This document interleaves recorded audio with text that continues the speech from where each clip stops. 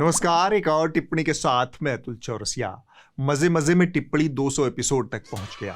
इसके लिए आप सभी दर्शकों का बहुत सारा शुक्रिया और प्यार। इसे बनाए रखें। आपके लाइक, शेयर और सब्सक्राइब से हमारा हौसला बढ़ता है। हमें आपके समर्थन की ज़रूरत है ताकि विज्ञापन मुक्त पत्रकारिता का यह सफ़र 300, 400, 500 एपिसोड तक यूं ही चलता रहे। विनेश फोगट ओलंपिक कुश्ती के फाइनल में पहुंचने के बाद डिस्क्वालीफाई हो गई। विनेश का वजन तय मानक से 100 ग्राम ज्यादा निकला। इस तरह भारत एक शर्तिया मेडल पाने से चूक गया। भारत पदक चूक गया, लेकिन इस दौरान विनेश फोगट के प्रदर्शन पर देश विदेश से समर्थन और संवेदना की बाढ़ देखने को मिली। यह प्यार किसी भी मेडल से ज्यादा कीमती है। बीते कुछ साल विनेश के लिए बहुत कठिन रहे हैं। वह एक ऐसी लड़ाई लड़कर ओलंपिक के मुकाम तक पहुंची थी जिसके बारे में कोई खिलाड़ी सोच भी नहीं सकता है। वो एक ऐसी सत्ता से टकरा रही थी जिसने उनके मान सम्मान की धज्जी उड़ाई थी। विनेश वो आदर्श हिंदुस्तानी महिला हैं जो सही मायनों में भारत की पीढ़ियों के लिए प्रेरणा और साहस का प्रतीक बनेंगी। उस विनेश फोगट के लिए हमने एक कविता लिखी है।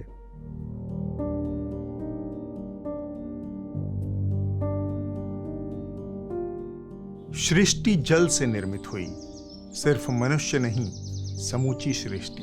क्षित जल, पावक, गगन और समीर, पंचभूतों में सबसे जरूरी तत्व जल। मानव की यात्रा जल की यात्रा है। इसी जल से आदिम प्रजाति अमीबा जन्मा। सभ्यताओं का विकास पानी के किनारों पर हुआ। नगर नदियों के किनारे विकसित हुए, गांव ताल तलैयों के आसपास। रहीम ने कहा, पानी गए न उबरें, मोती मानस चून। फिर भी पानी से उबरने का तप कर रही थी विनेश। तुमने पानी का अंतिम कतरा अपने शरीर से निचोड़ दिया। पंचभूतों का एक तत्व तुम्हारे शरीर से खत्म हो गया।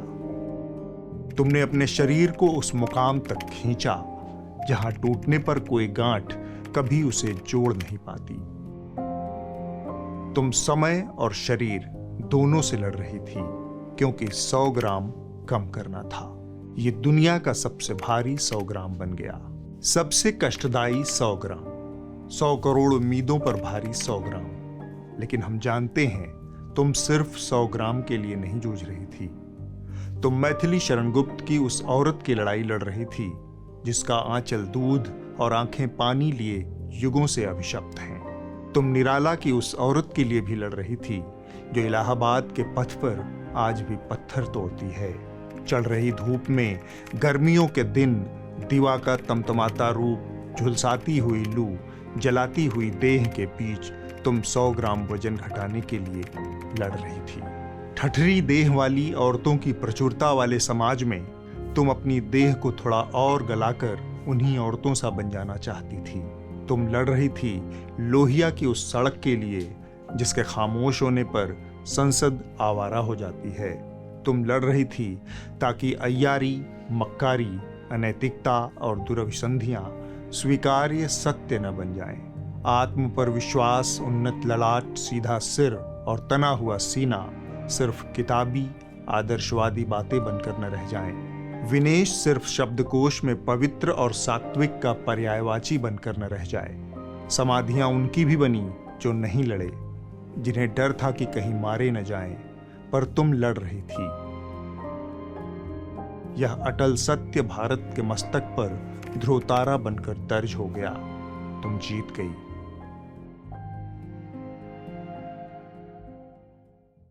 जैसा कि अमूमन होता है, इस देश का कूढ़ मगज मीडिया और इसमें काम करने वाले अधकचरा एंकर इस मौके पर भी रंगत में दिखे।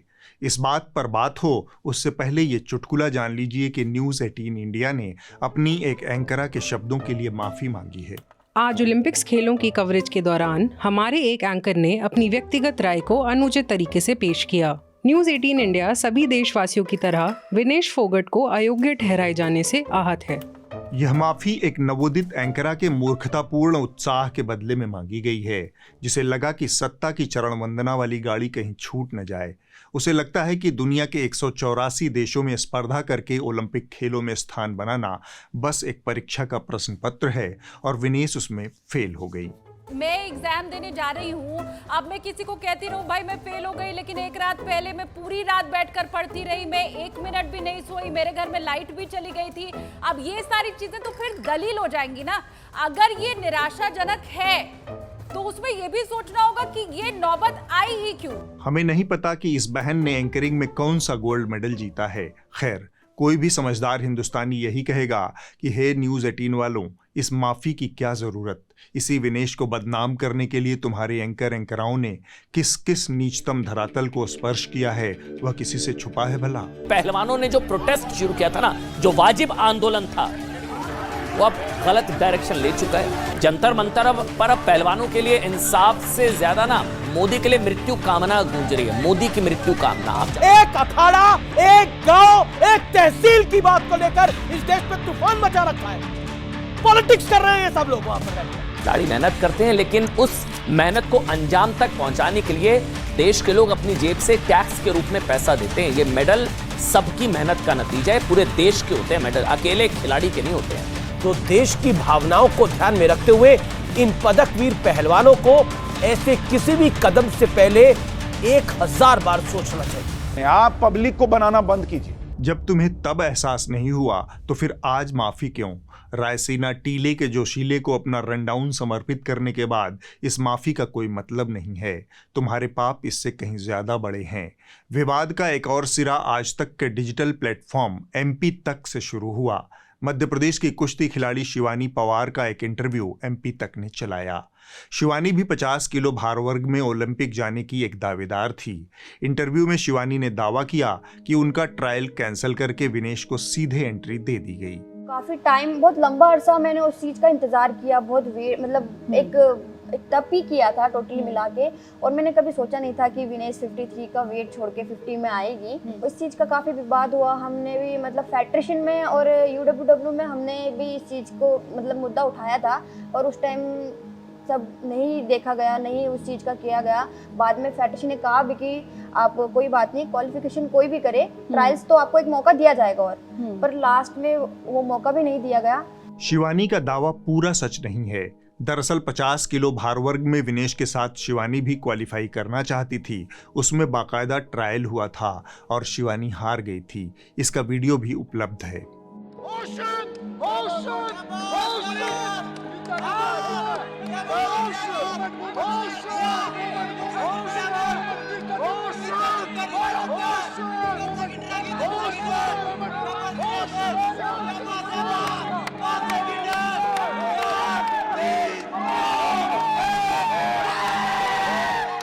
तो फिर शिवानी ने गलत बयानी क्यों की? यह जांच पड़ताल का विषय है, पर हम देश के लिए खेलने की इच्छा रखने वाले किसी भी खिलाड़ी को आरोप प्रत्यारोप के कीचड़ में घसीटना नहीं चाहते।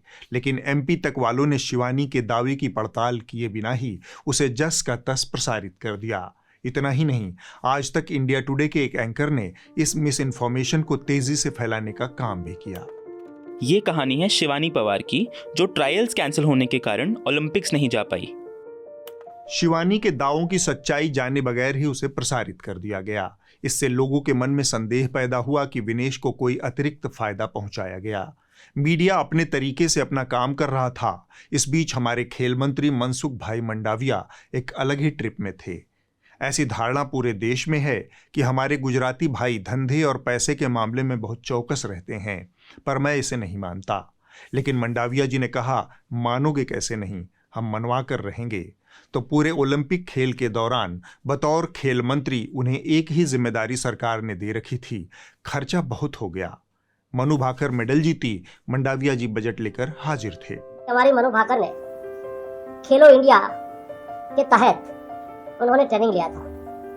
प्रधानमंत्री मोदी जी ने तय करा कि देश को स्पोर्ट्स में आगे बढ़ाना है। इसके बाद विनेश फोगट डिस्क्वालीफाई हो गई। मंडाविया जी एक बार फिर से बजट लेकर हाजिर थे। 224 पेरिस ओलंपिक चक्र में भी टारगेट ओलंपिक पोडियम स्कीम में 53,35,746 और वार्षिक ट्रेनिंग एवं स्पर्धा कैलेंडर में 17,10,000, कुल मिला के 17,45,775 रुपया हमारे खिलाड़ी को आर्थिक सहायता करके उसको सक्षम करा गया। मेरी सलाह है कि मंडाविया जी के फार्मूले पर अमल करते हुए भारत सरकार 1500 करोड़ रुपए का एक फंड बना दे और 100-150 गोल्ड मेडल तो ऐसे ही उठा लाए। क्या जोकर आदमी है। खैर, हमने सोचा जब मंडाविया जी सबका बजट लेकर घूम ही रहे हैं तो हम भी एक छोटा सा बजट आपको दे देते हैं। यह वो बजट है जो खर्च हम और आप मंडाविया जी पर साल दर साल करते हैं, ताकि मंडाविया जी आराम से दिल्ली के बंगले में बैठकर बरसात का मजा लेते हुए खिलाड़ियों का बजट लहरा सकें। हम और आप यानी भारत के लोग मंडाविया जी को 1 लाख रुपए महीने का वेतन देते हैं, लगे हाथ 70,000 रुपए प्रतिमाह कंस्टिट्यूएंसी अलाउंस, 60,000 रुपए ऑफिस अलाउंस दिया जाता है। जब संसद का सत्र रहता है तब 2,000 रुपए डेली अलाउंस पाते हैं। साल भर में अगर 60 दिन संसद सत्र चलता है तो 1,20,000 रुपए बैठता है। सालाना 1.5 लाख रुपए इंटरनेट और टेलीफोन अलाउंस इनको दिया जाता है। साल भर में इनको और इनके परिवार के लिए 34 मुफ्त हवाई यात्रा भत्ता, ट्रेन के फर्स्ट क्लास में अनलिमिटेड यात्रा भत्ता, सड़क मार्ग से यात्रा करने पर माइलेज अलाउंस की व्यवस्था है। मंडाविया जी को इस देश की जनता ने साल भर में 50,000 यूनिट बिजली और 4,000 किलोलीटर पानी मुफ्त में देने का प्रबंध किया है। 5 साल तक दिल्ली में रहने के लिए एक आलीशान बंगला भी मुफ्त, और अगर यह घर पसंद न हो तो महीने का 2 लाख रुपए हाउसिंग अलाउंस भी ले सकते हैं। हमारी CGHS स्कीम के तहत सरकारी और निजी अस्पताल में खुद और परिवार के लिए मुफ्त चिकित्सा। इतना ही नहीं, हमने और आपने इनके बुढ़ापे का भी उचित प्रबंध कर रखा है। 5 साल कार्यकाल पूरा करने पर माननीय महोदय को 25,000 रुपए की पेंशन मिलती है और इसके बाद जितने साल का कार्यकाल बढ़ता जाएगा उस पर 2,000 रुपए पेंशन में जुड़ते जाएंगे। और अंत में आखिरी बात, हम और आप यह सेवा सिर्फ मंडाविया जी को नहीं दे रहे, इनके जैसे करीब 800 महानुभावों को यह सेवा दी जाती है। इस सेवा के बदले में हमको और आपको उम्मीद रहती है एक सम्मानजनक जीवन की, सुरक्षित भविष्य की। पर मिलता क्या है? मैं इतना लहसुन प्याज नहीं खाती हूँ जी, तो डोंट वरी। मैं तो हूँ आपका सच्चा चेला, मैं तो हूँ आपका सच्चा चेला, मुझे मत छोड़ो अकेला। 400 में कित कित कित कित कित कित कित कित कित कित कित कित कित कित। सर जब भी मैं उसको हटाना चाहता हूँ मुझे ये करना है सर, वो हटो देखो आगे। देश के वैज्ञानिक मानिए मानिए प्लीज प्लीज।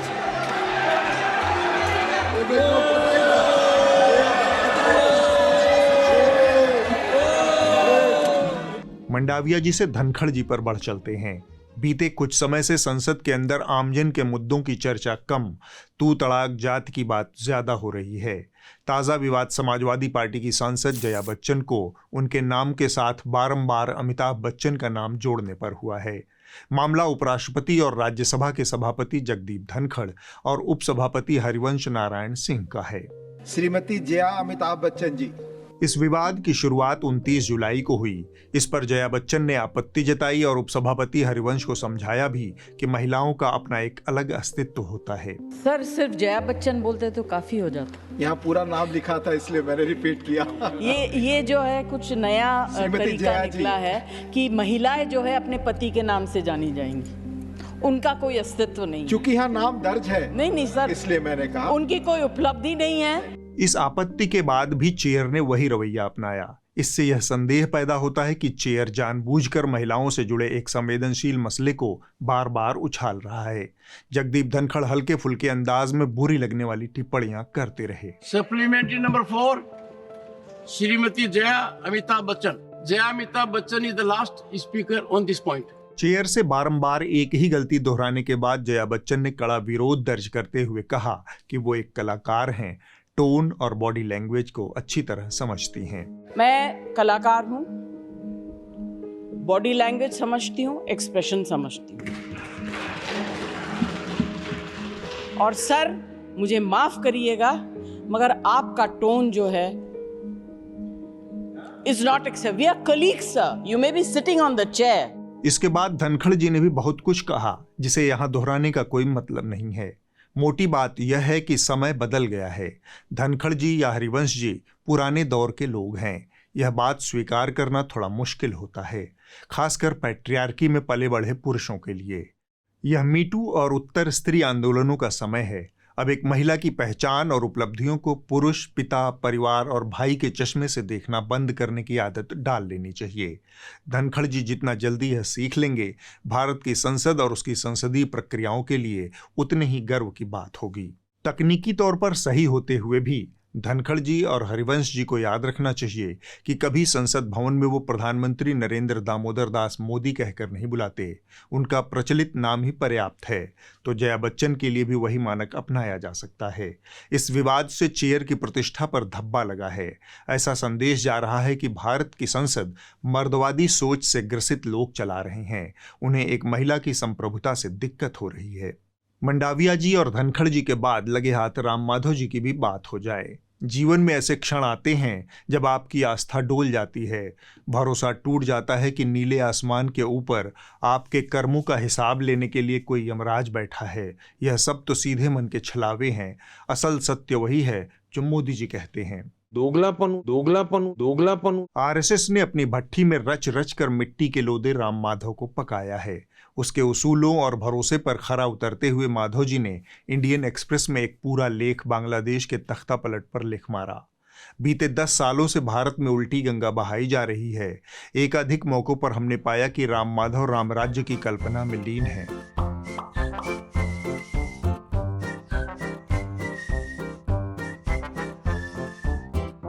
राम माधव जिस संघ परंपरा में दीक्षित प्रशिक्षित हुए हैं, वहां रामराज्य भी दूसरे पायदान पर आता है। पहले पायदान पर हमेशा हिंदू राष्ट्र ही आता है। वही राम माधव धर्म के आधार पर निर्मित बांग्लादेश को सलाह दे रहे हैं कि उसे सच्चे अर्थों में आधुनिक और सेकुलर मुल्क के रूप में अपनी तकदीर लिखनी चाहिए। राम माधव लिखते हैं, बांग्लादेश में सुधारवादी कदमों की जरूरत। मोहम्मद यूनुस को अब देश में एक आधुनिक और पंथ निरपेक्ष समाज की स्थापना करने पर अपना ध्यान केंद्रित करना चाहिए। इतिहास गवाह रहा है कि बांग्लादेश में जब जब अशांति और उथल-पुथल का दौर आया, कट्टरपंथी ताकतों ने कथित स्थिति का फायदा उठाया और वहां के अल्पसंख्यकों पर जुल्म किए, उन पर हुक्म चलाने की कोशिशें हुई। बांग्लादेश को अब एक ऐसे नेता की जरूरत है जो अल्पसंख्यकों के जख्मों पर मलहम लगाए, सुधारवादी कदम उठाए और पूरे देश को एक सूत्र में बांधे। बांग्लादेश की जनता मोहम्मद यूनुस का सम्मान करती है। संघ समर्पित राम माधव की इस उलटबांसी पर आपकी आस्था क्यों न डोल जाए। माधव की कई सारी दिक्कतों में एक दिक्कत यह भी है कि लंबे समय से वो भाजपा की सत्ता संचालन वाली संरचना की गुड लिस्ट से बाहर चल रहे हैं। खैर, इस बात का उनके लेख से कोई लेना देना नहीं है। उनका बांग्लादेश वाला लेख पूरी तरह से उनकी संघी शिक्षा का रिफ्लेक्शन है, जहां दोहरी वाणी अतिरिक्त अर्जित योग्यता है। अब आगे बढ़ते हैं। अमेरिकी शॉर्ट सेलर संस्था हिंडनबर्ग रिसर्च ने भारत की बाजार नियामक संस्था भारतीय प्रतिभूत और विनिमय बोर्ड यानी सेबी की चेयरपर्सन माधवी पुरी बुच और उनके पति धवल बुच के खिलाफ सनसनीखेज आरोप लगाया है। हिंडनबर्ग रिसर्च ने विसल ब्लोअर से मिले दस्तावेजों के आधार पर दावा किया है कि सेबी के मुखिया माधवी बुच और उनके पति के पास उसी ऑफशोर कंपनी में हिस्सेदारी थी जिसका इस्तेमाल अडानी समूह द्वारा पैसे की हेराफेरी के लिए किया जा रहा था। इस कंपनी के तार गौतम अडानी के भाई विनोद अडानी की निवेशक कंपनी से जुड़े हैं। हिंडनबर्ग ने बुच दंपत्ति के निवेश की कीमत $8,70,000 के आसपास बताई है। अमेरिकी शॉर्ट सेलर फंड हिंडनबर्ग ने शनिवार को विसल ब्लोअर दस्तावेजों का हवाला देते हुए कहा कि सेबी की चेयरपर्सन और उनके पति धवल बुच की उन ऑफशोर कंपनियों में हिस्सेदारी रही है जो अडानी समूह की वित्तीय अनियमितताओं से जुड़ी हुई थी।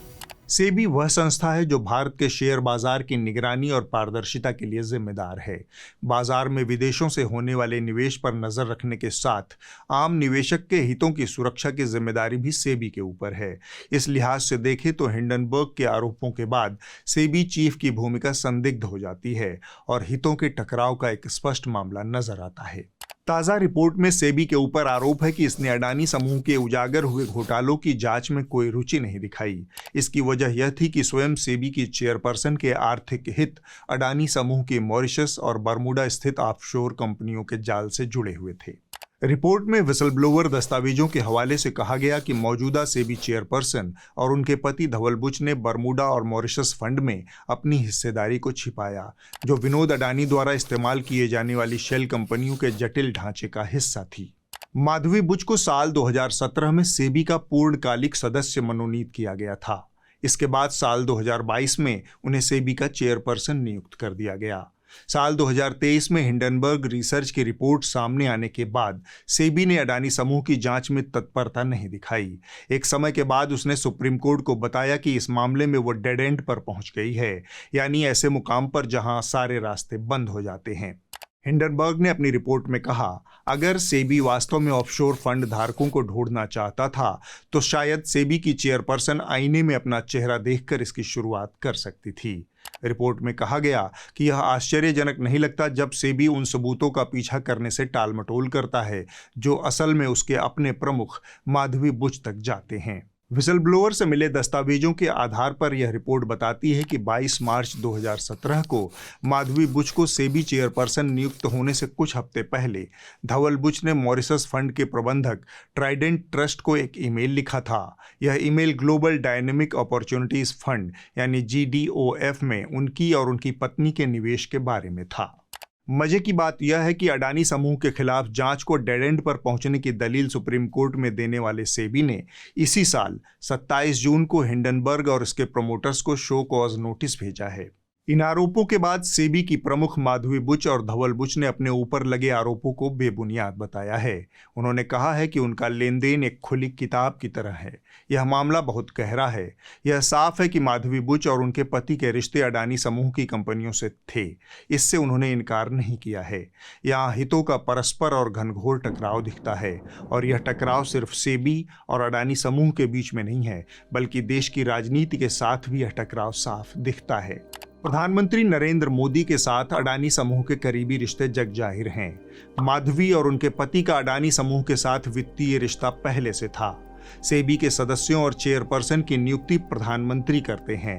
इस कोण से जब आप अडानी घोटाले को देखेंगे तो कुछ जरूरी सवाल पैदा होंगे। क्या प्रधानमंत्री को यह बात पता थी कि जिसे वो सेबी का चेयरपर्सन बना रहे हैं उसके अडानी समूह के साथ वित्तीय रिश्ते हैं?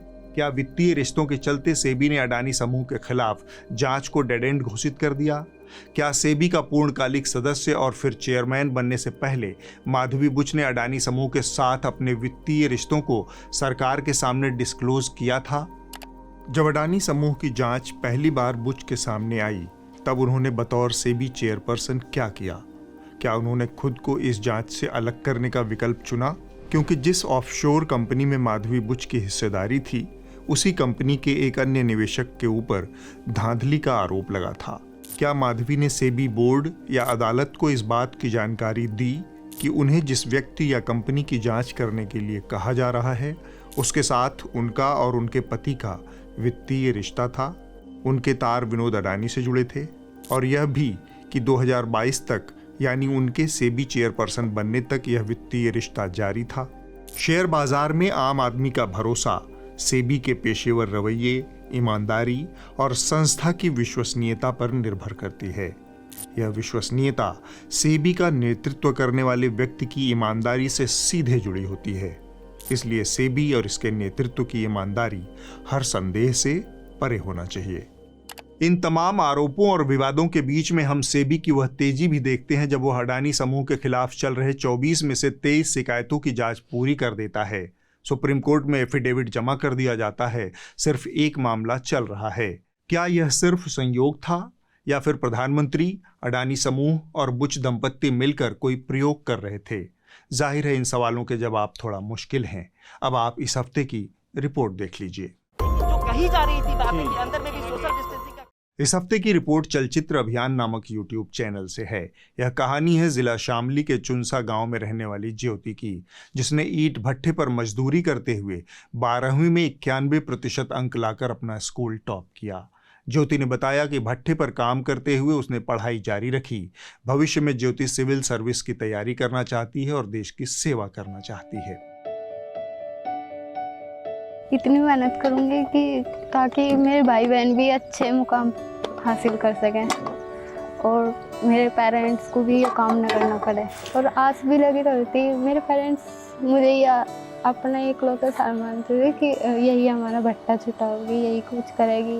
पढ़ाई मेरा एक ऐसा हथियार है जिससे मैं अपनी पहचान बना सकूं, अन्यथा कुछ नहीं है। मैं तो समाज को सिर्फ यही कहना चाहूँगी कि लड़कियों को जितना हो सके ना उतना पढ़ाओ।